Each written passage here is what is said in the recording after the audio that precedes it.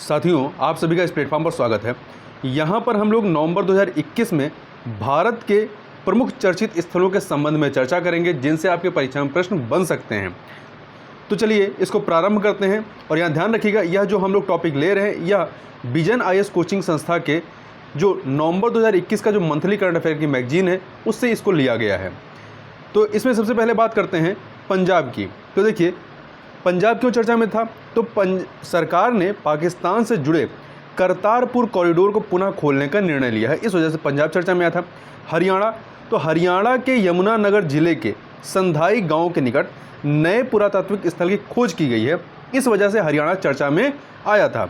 और इसका संबंध, जो पुरातात्विक स्थल है, इसका संबंध जो है पौराणिक सरस्वती नदी के समीप की विलुप्त हो चुकी बस्तियों से है। इस बात को भी ध्यान रखिएगा। बुंदेलखंड, प्रधानमंत्री ने बुंदेलखंड क्षेत्र में कई परियोजनाओं का शुभारंभ किया था नवंबर में, इस वजह से चर्चा में था।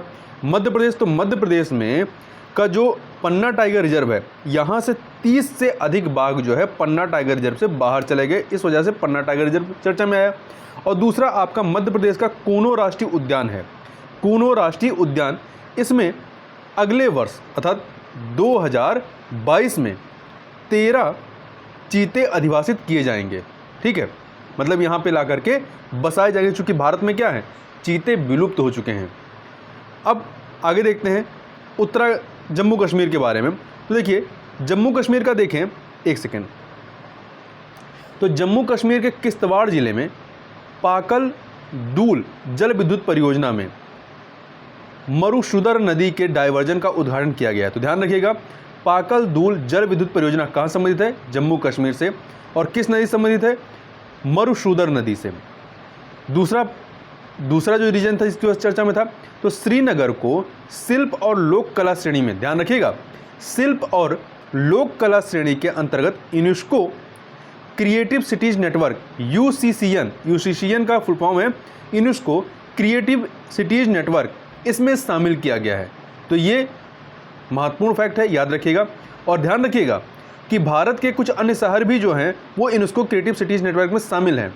ये 5वां है, ठीक है, ये 5वां। तो इसके पहले के 4 कौन से हैं? तो जयपुर, उसको शिल्प और लोक कला श्रेणी में रखा गया या कैटेगरी में। वाराणसी एवं चेन्नई संगीत कला में, मुंबई फिल्म श्रेणी में, और हैदराबाद पाक कला में।